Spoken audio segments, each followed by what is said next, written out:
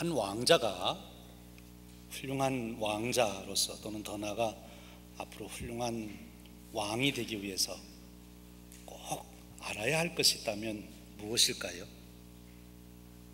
여러분들은 왕자가 안 돼 보셔서 생각을 안 해보셨지요? 어떤 것을 알아야 되겠습니까? 물론 백성들을 이롭게 하는 좋은 정책도 알아야 되겠고, 또 대신들을 잘 이끌어가는 리더십 발휘도 해야 되겠고, 또 외적이 쳐들어오면 군대를 이끌고 나가서 무찌를 수 있는 그런 군사 전략도 잘 알아야 되겠지요. 근데 생각해보면 그거는 왕자나 왕이 아닌 사람도 할 수 있어요. 훌륭한 이순신과 같은 장군은 왕이 아니어도 외적을 잘 물리칠 수 있었고요. 또 좋은 재상들은 임금이 아니라도 좋은 정책을 펼 수 있도록 했고, 또 리더십을 발휘할 수 있었어요. 그렇다면 이 왕자가 꼭 알아야 될 것이 있다면, 왕자만이 꼭 알아야 될 것이 있다면, 훌륭한 왕자가 되기 위해서 꼭 알아야 될 것이 있다면 그게 뭘까요? 그거는 자기가 왕자라는 사실입니다. 내가 왕자다.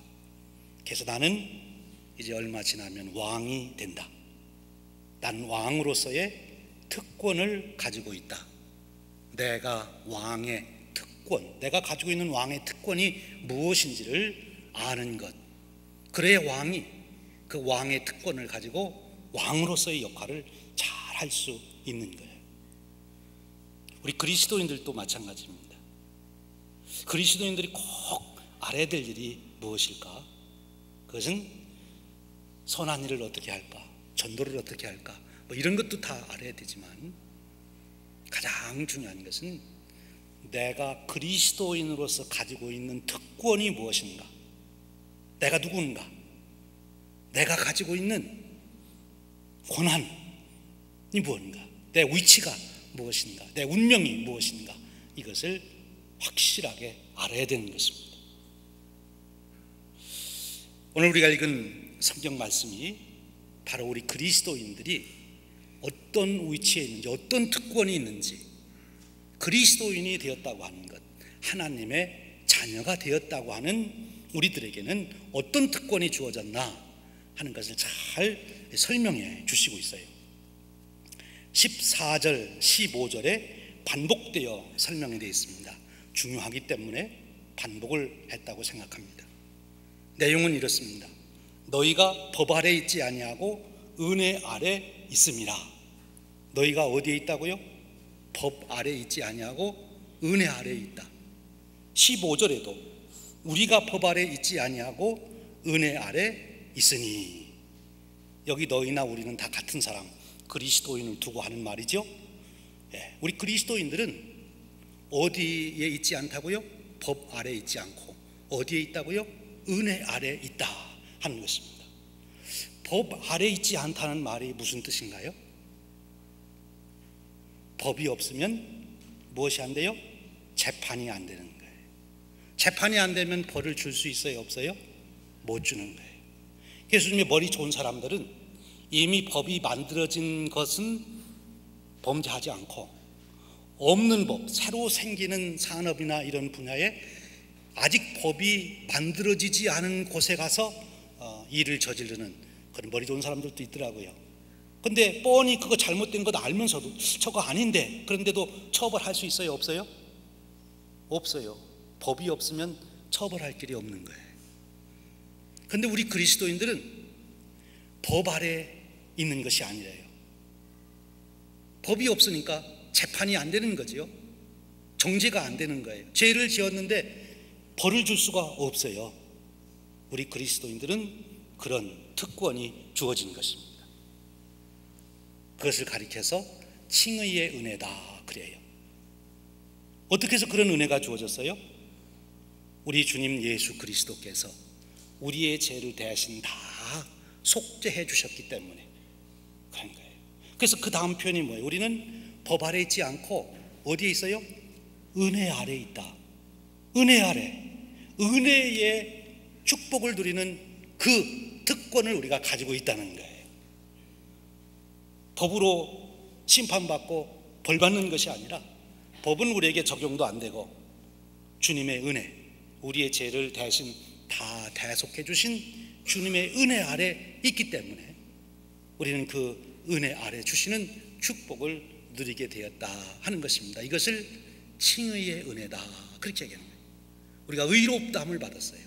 법적으로 우리는 하나님의 자녀가 됐어요. 하나님의 자녀로서의 면책 특권을 가지게 된 것입니다.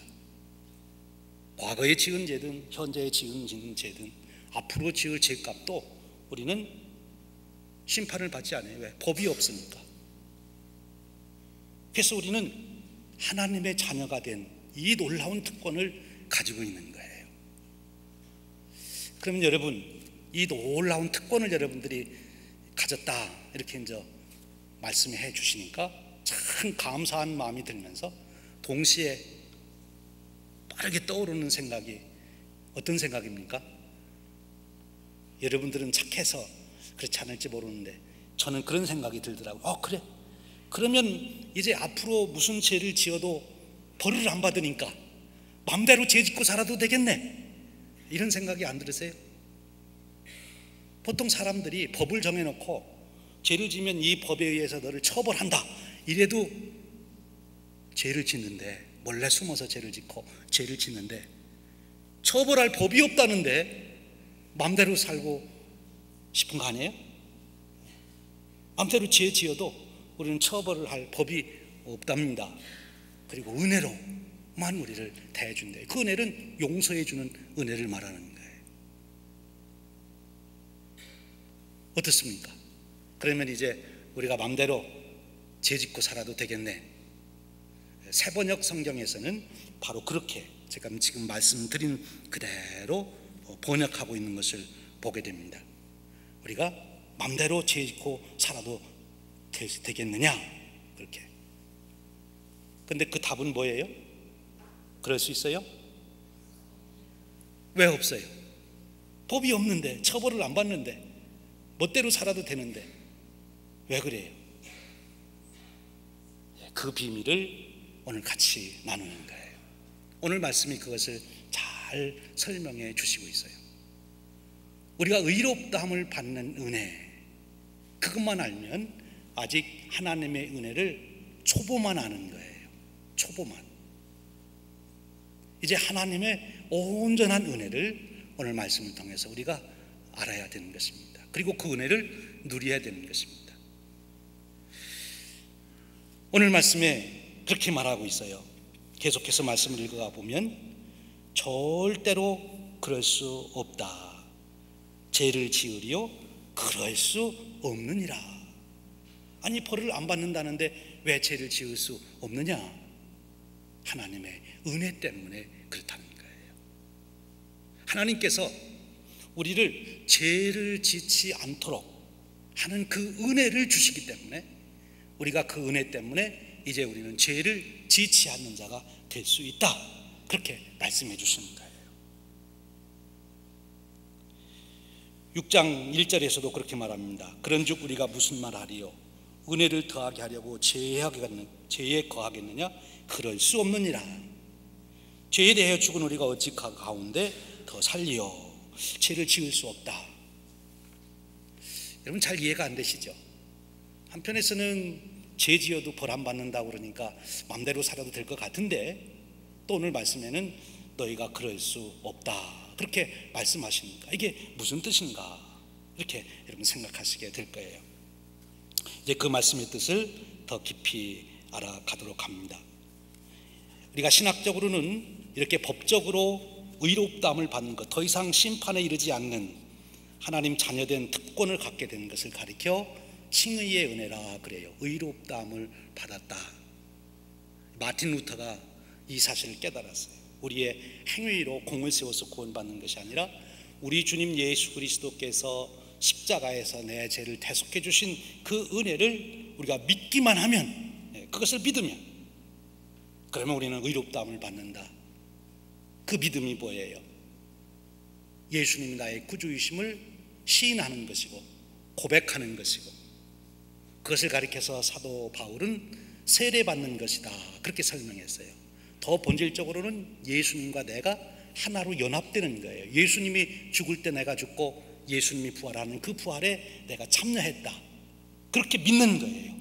그 믿음을 가진 자들은 그리스도인이 된 것이고 하나님의 자녀가 된 것이고 더 이상 죄에 대한 형벌을 받지 않습니다. 아예 재판을 하질 않습니다. 의롭다함을 주셨기 때문에. 그러면 하나님의 은혜가 그것으로 끝나느냐? 그렇지 않다는 거예요. 하나님의 더 놀라우신 은혜가 있다는 거지요.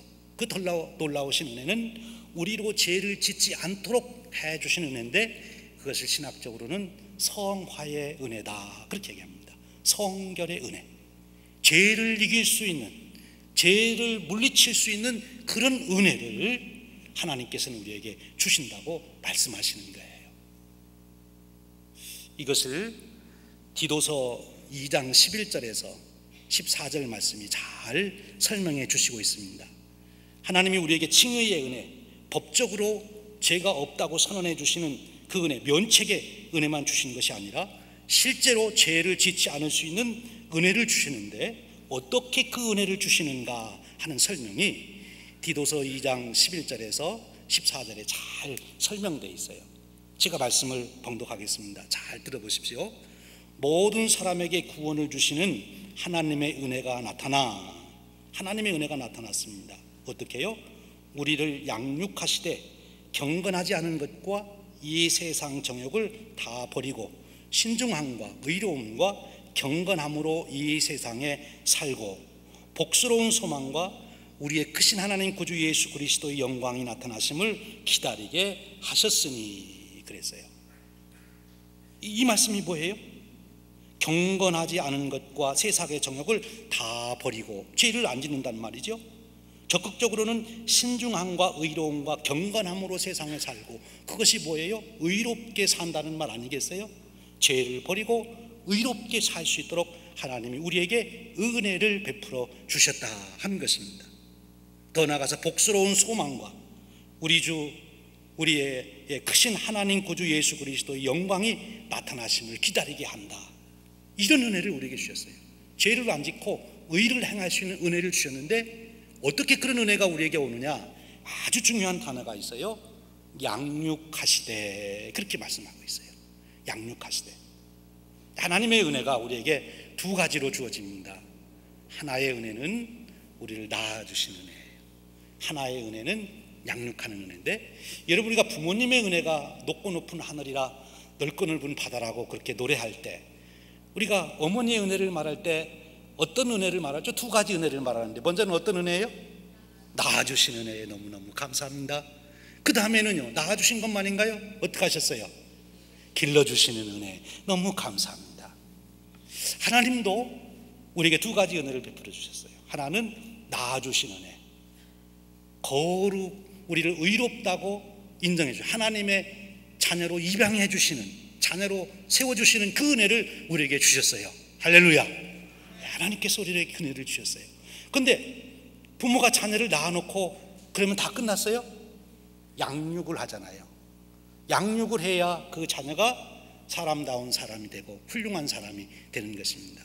하나님도 우리를 의롭다, 너 이제 죄의 형벌을 안 받는다, 내 자녀가 됐다, 그렇게 하나님 자녀된 특권만 준 것이 아니라 이제는 그 하나님의 자녀다운 삶을 살 수 있는 은혜를 우리에게 주셨어요. 죄를 짓지 않을 수 있는, 의를 행할 수 있는 은혜를 우리에게 이루게 해 주신다는 것입니다. 이것이 하나님의 두 번째 축복이에요. 기르시는 은혜가 어머니의 두 번째 은혜인 것처럼, 하나님께서도 우리를 이렇게 영적으로 길러주시는 은혜를 이것을 성화의 은혜라 그래요. 잔 웨슬레 목사님은 바로 이 두 번째 은혜를 발견했어요. 그래서 그가 이 두 번째 은혜를 깨닫고 너무너무 기쁘고 감격해서 이 성화의 복음, 하나님께서는 우리를 양육하는 은혜, 우리를 죄를 짓지 않고 의를 행할 수 있는 은혜를 주신다고 하는 이 복음을 그가 전거하다가 그것이 우리 감리교가 된 거지요. 얼마나 놀라운 은혜입니까? 양육의 은혜. 사랑하는 여러분, 오늘 여러분들에게 하나님께서 의롭다 해주시는, 하나님의 자녀로 여러분들을 세워주시는 그 은혜를 여러분들이 믿음으로 받으시기를 주님의 이름으로 축원합니다. 그 특권을 여러분들이 가지고 있으심을 고백하며 그 특권을 누리시는 여러분 되시기를 축원합니다. 구원의 확신과 기쁨 중에 살아가는 거예요. 그런데 거기까지만 알면 자칫 잘못하면 이단이 되는 거예요. 구원파 같은 이단. 어떤 은혜를 알아야 되는 거면 이 성화의 은혜를 알아야 되는 것입니다. 우리를 양육하시는 은혜, 그래서 죄를 짓지 않고 의를 행하게 하는 주님의 은혜, 하나님의 은혜가 있다는 것을 알고 이제 우리는 그 은혜를 삼아야 돼요. 태어난 아이가 어머니 제가 다시 태어나기를 원합니다. 다시 태어나기를 원합니다. 그렇게 합니까? 아니죠. 태어난 자녀는 어떻게 해요? 어머니 나를 잘 길러주세요. 잘 길러줘서 훌륭한 사람 되게 해주세요. 여러분 어떠세요? 여러분 아름다운 거 좋아하시죠? 요즘에 보니까 오늘 또 많은 분들이 여행을 가셔서 자리가 비어 있는데요, 경치가 좋은 곳에 가서 아름다운 경치를 보면 참 아름답다, 하나님 위대하십니다, 하나님을 찬양하고요. 또 여러분 명품 좋아하시죠? 왜요? 명품이 아름다우니까. 거기 장인들이 아주 기술을 발휘해서 아름답게 만들었으니까 명품이 된 것이고, 그래서 좋아하잖아요. 아름다운 경치를 봐도 좋아하시고, 아름다운 집이나 자동차나 명품 물건을 봐도 좋아하시는데, 어떻게 생각하세요 여러분? 여러분의 삶이 아름답다면 어떨까요? 여러분의 삶이 아름답다면, 여러분의 인생이 아름다운 인생이 된다면, 그런 건 소원 안 하세요? 경치만 아름다운 데 있으면 되는 겁니까? 아니면 명품만 가지면 괜찮아요? 여러분 삶이 아름다우면 어떨까요? 아름다운 경치를 찾아 사람들이 찾아가듯이 여러분의 아름다운 삶 때문에 사람들이 여러분을 찾아오고, 아름다운 경치를 보며 사람들이 다시 새 힘을 얻고 삶에 피곤했던 자들이 회복되는 것처럼, 여러분들을 만나는 사람들이 지친 삶에서 다시 회복이 되고 살 맛이 나고 용기가 난다면 얼마나 좋을까요? 멀리 생각할 것도 없어요. 우리 부부간에 한번 생각해 보자고요. 아내가 남편을 향해서 말합니다. 당신의 삶이 너무너무 아름답습니다. 내가 이 삭막한 인생에서 당신을 만난 것이 꼭 오아시스를 사막에서 만난 것 같습니다. 이렇게 아내가 남편에게 고백할 수 있다면 그 남편이 얼마나 아름답게 사는 거예요. 그렇죠? 남편들이 아내를 보고 당신은 정말 안식처입니다. 이렇게 각박하고 힘든 세상에서 당신을 만나니 내가 이렇게 편히 쉬고 내가 편안하고 참 내가 위로를 받습니다. 당신 없으면 내가 못 살았을 것 같아요. 이런 고백을 하는 소리를 안 듣고 싶으세요? 듣고 싶으세요? 네. 그런 아름다운 삶을 우리가 살면 얼마나 좋을까요? 그런데 하나님은 우리에게 그렇게 살 수 있는 은혜를 주시겠다는 거예요. 그런데 우리가 태어나는 것은 순간적으로 태어나요. 그렇죠? 물론 뭐 산통을 겪고 출산하는 과정이 있지만, 그래도 우리 인생을 놓고 보면 태어나는 것은 순간적으로 그저 태어난 겁니다. 우리가 의롭다함을 받는 것은 예수님께서 내 죄를 대속해 주신 그 은혜를 믿음으로 받아들이고 내가 예수님과 하나 됐다, 그렇게 믿음의 고백을 하고 세례받고, 그렇게 되면 내가 그 특권을 누리게 돼요. 하나님 자녀된 특권, 태어난 거예요, 하나님의 자녀로. 그런데 양육하는 것은 한순간으로 됩니까? 하루아침에 아기가 다 크든가요? 천자문 갖다가 막 넘겨가면서 가르쳐 주니까 한 번 다 읽고 다 암송하든가요? 안 되는 거예요. 양육은 시간이 걸려요. 하나님께서 우리에게 양육의 은혜를 주시는데, 우리를 키우시는데 거기에도 시간이 걸려요. 어쩌면 우리의 일생 동안 하나님 우리를 양육해 가시기도 해요. 더 아름답게, 더 아름답게, 어제보다는 오늘이, 오늘보다는 내일을 더 아름답게 우리를 더 성숙시켜 가시는 하나님, 그 양육의 은혜를 말씀하시는 거예요. 여러분, 저와 여러분이 하나님의 양육을 받는 축복의 은혜가 있으시기를 축원합니다. 성화의 은혜입니다. 그럼 어떻게 그런 성화의 은혜를 우리가 누릴 수 있느냐 하는 거지요. 성화의 은혜가 구체적으로 무엇이냐? 그것이 오늘 우리가 읽은 로마서 6장 12절 이하에서 23절까지에 다시 한번 또 잘 설명해 주시고 있어요. 그 내용에 무엇이라고 나옵니까?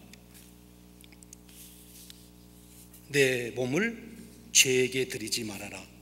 그리고 내 지체를 의의 병기로 불의의 병기로 죄에게 드리지 말고, 그리고 내 지체를 의의 병기로 하나님께 드려라. 이런 말씀을 하고 있어요. 우리가 하나님의 그 성화의 은혜, 우리를 아름답고 거룩하게 만들어 가시는 그 은혜를 입으려면 우리가 해야 할 일이 있다는 것입니다. 그 일이 뭔가면 구체적으로 오늘 로마서는 설명하고 있어요. 내 지체를, 내 몸의 지체를 불의의 병기로 죄에게 드리지 말고 내 지체를 의의 병기로 하나님께 드려라. 의에게 드려라. 그렇게 말해요. 지체를 죄에게 드리면 죄에 잡힌 삶을 하게 되고, 지체를 의에게 드리고 하나님께 드리면 거룩한 삶을 살 수 있다는 거예요. 그러면 여기서 나오는 지체라고 하는 것은 무엇입니까? 지금 여기 성경에 말씀하는 지체라고 하는 말이 무슨 뜻입니까? 지체. 어려운가요, 말이? 우리 몸의 지체를 말하는 거예요. 손과 발, 눈, 코, 귀, 우리의 얼굴 표정, 우리의 몸, 우리가 소위 백체를 가졌다 그렇게 얘기하지. 우리 몸이 백체로 이루어졌다. 그 우리의 몸의 지체를 말하는 거예요. 그 지체를 어떻게 하라고요? 불의의 무기로 죄에게 드리지 말고 의의 무기로 하나님께 드려라. 그럼 구체적으로 우리 지체 중에 하나를 좀 택해보자고요. 우리 제일 많이 사용하는 입을 한번 보자. 우리의 지체 중에 입을 제일 많이 사용하니까, 우리의 지체를 불의의 무기로 죄에게 드린다는 것은 우리의 입을 어떻게 사용하는 것을 말할까요? 잘 모르겠어요? 아시긴 아는데 좀 말씀하기가 민망하죠. 그러면 좋은 쪽으로 우리의 입을 의의 병기로 드린다는 것은 무엇일까요? 그거는 우리 할렐루야 성가대처럼 찬양을 하는 거예요. 찬양. 내가 입술로 찬양을 계속하고 있는 동안 다른 사람을 욕할 수 있어요? 찬양하고 있는 동안만큼은 절대로 욕은 안 나오는 거예요. 찬양만 나오지. 그렇죠? 네. 다른 사람 비난할 수도 없고. 찬양하는 동안, 찬양이 끝나면 혹시 모르지만 찬양하고 있는 동안에는 안 나오는 거예요. 내가 하나님 앞에 계속 누군가를 위해서 중보기도 하고 축복기도 하고 있는 동안 다른 사람을 넘어지게 만들고 다른 사람을 해하게 하는 그런 말을 할 수 있나요? 없나요? 없죠. 최소한 기도하고 있는 동안은 그렇게 할 수가 없는 거예요. 그리고 우리가 중요한 원리 하나는, 우리 마음에 어떤 생각이 있든지 입을 꼭 다물고 있으면 밖으로 나와요? 안 나와요? 안 나와요. 안 나오는데 입으로 나오는 순간에 그때부터 세상이 혼란스러워지는 거예요. 입으로 해서 나오지만 않고 있으면 괜찮은데, 그래서 입을 꼭 다물고 있으면 괜찮은데 입으로 나오는 순간부터 이제 세상이, 가정이 어지러워지는 거죠. 그러니까 이 입을 어떻게 사용하느냐 참 중요한 거죠. 입만입니까? 눈도 그래요. 눈은 주로 우리가 보는 역할도 하지만, 근데 눈으로 째려보잖아요. 째려보는 눈하고 온화하게 보는 눈하고, 째려보는 눈은 내 눈을 어디다 드린 거예요?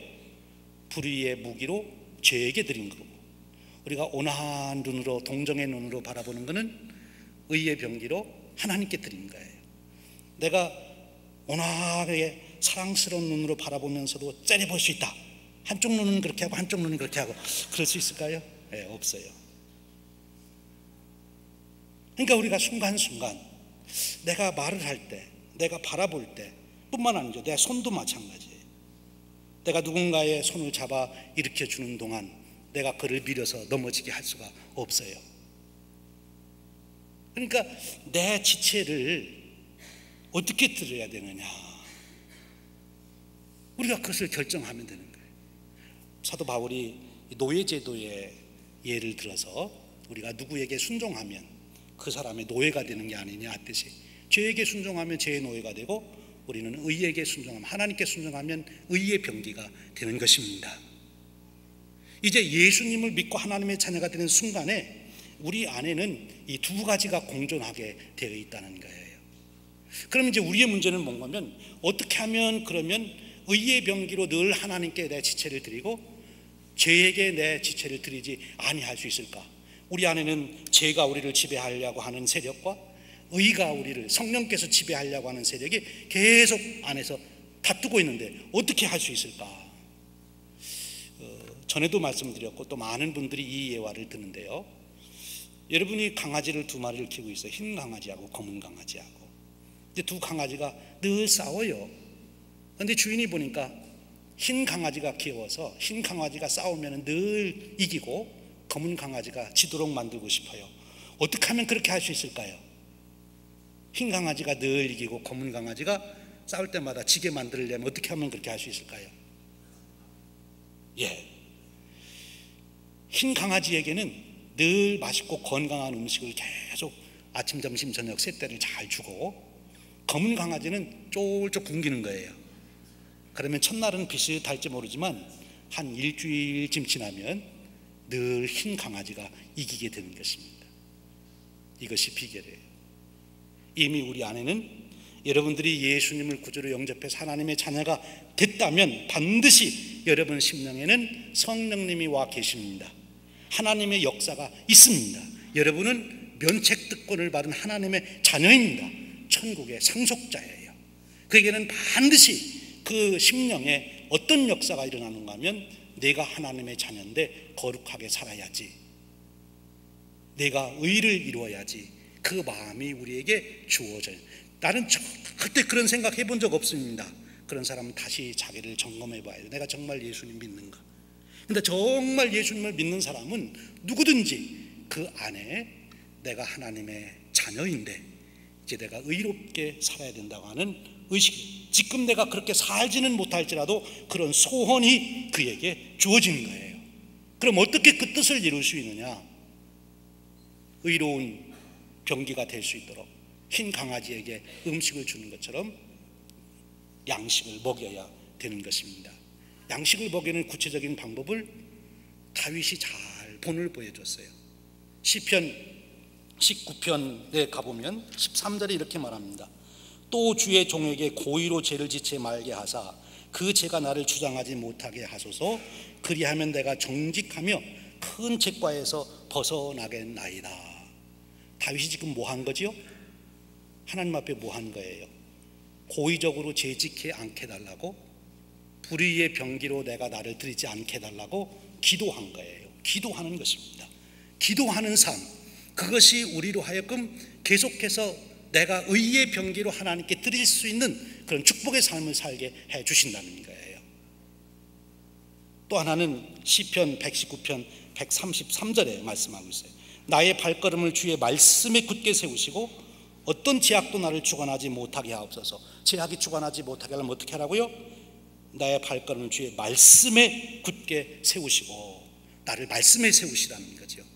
하나님 말씀을 먹는 것입니다. 그러면 내 지체를 의의 병기로 드릴 수 있게 된다는 거예요. 근데 여러분 잘 생각해 보세요. 우리가 신앙생활하면서 제일 중요한 것, 그것은 기도와 말씀과 예배인데요, 기도를 비유적으로 말할 때 뭐라고 말하죠? 기도는 뭐와 같다고요? 그 중요성을 말할 때 숨 쉬는 것과 같다, 호흡이다, 그렇게 말을 해요. 여러분 호흡, 지금 60년 사신 분은 60년 동안 해오셨고 90년 사신 분은 90년 동안 숨 쉬고 살으셨어요. 90년 동안 내가 숨을 계속 쉬었으니까 내가 10분만 안 쉬어도 내가 충분히 살 수 있지. 그리고 10분만 한번 숨 안 쉬어보세요. 어떻게 되지요? 죽어요. 죽어요. 말씀은 양식을 먹는 것으로 배워요. 밥을 먹는 것으로. 여러분 밥을 지금까지 얼마나 많이 드셨습니까? 어떤 때는 아이고 내가 굉장히 많이 먹고, 아이고 내가 미련스럽게 왜 이렇게 많이 먹었나, 내가 다시는 밥 안 먹어, 이렇게 마음에 작심을 할 만큼 밤에 밥 많이 먹고 아주 부대껴 가지고 힘든 적도 있지요. 그렇게 밥 많이 드셨으니까 이제 앞으로 며칠 동안 한번 굶어 보시라고요. 살 수 있는가? 아무리 내가 숨을 그동안 많이 쉬었어도 지금 내가 숨 안 쉬면 죽어요. 내가 지난달까지 아무리 영양 좋게 밥을 많이 보양식으로 잘 먹었어도 오늘 내일 모레 안 먹으면 힘이 없는 거예요. 숨 쉬는 거하고 밥 먹는 거는 매일매일 드셔야 되고 매일 숨 쉬고 매 순간 숨 쉬어야 되는 거예요. 기도 생활과 말씀 묵상이 그런 것입니다. 내가 옛날에 성경 공부 다 뛰었다고, 제자 훈련도 하고 크로스웨이도 하고 배들 공부도 하고 뭐 10단계 성서 공부도 하고 전도 폭발도 하고 다 했다고 옛날에 한 거 소용없습니다. 그거 가지고 오늘 살 수가 없어요. 오늘 양식을 먹으셔야 돼요.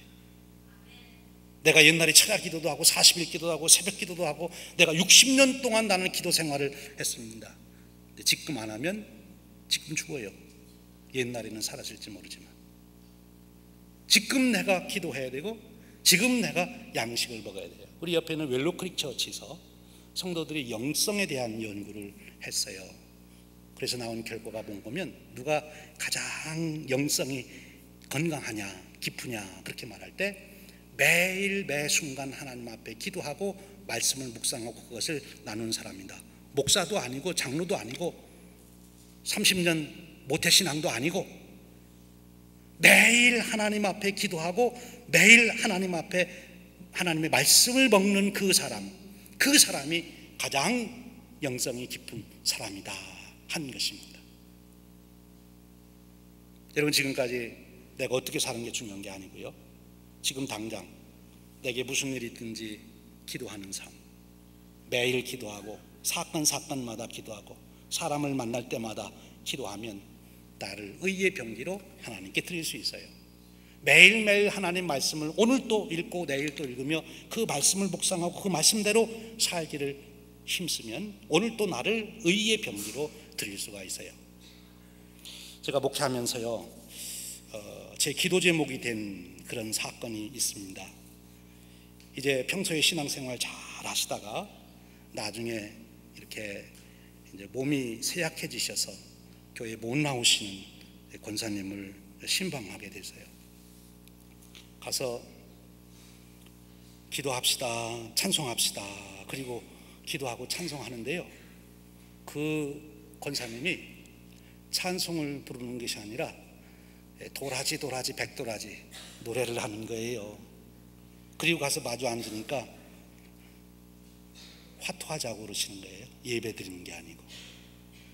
왜 그렇게 되셨을까? 뭐 치매라고도 얘기하지만 그분이 이제 교회를 계속 나오시고 말씀을 듣고 그러다가 몸이 약해지셔가지고 교회 출입 못 하시게 되니까 와서 사람들이 가르쳐 줬어요. 아이고, 시간도 많은데 화투나 하자. 그래서 이제는 성경 보고 찬송 부르는 건 옛날에 다 띄었고 이제는 매일 화투를 가지고 묵상하고 이제 화투를 가지고 날마다 이제 사는 거예요. 그러니까 목사가 와도 화투하자고 그러는 거죠. 그리고 매일 듣는 노래가 이제 찬송이 아니에요.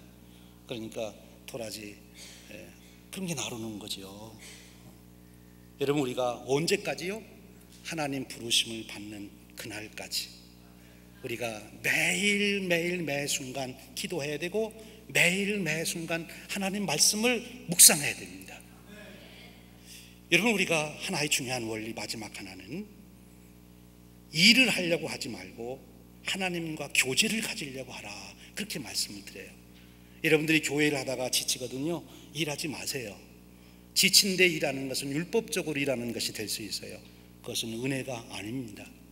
우리가 항상 일할 때는 예배를 드리고 말씀의 은혜가 충만하고 기도의 은혜가 충만해서 내 속에 기쁨이 넘쳐서 내가 이것을 나눠주고 싶어서 내가 하나님께 감사한 마음 때문에 우리가 사역을 할 때 하나님께서 영광을 받으시는 거예요.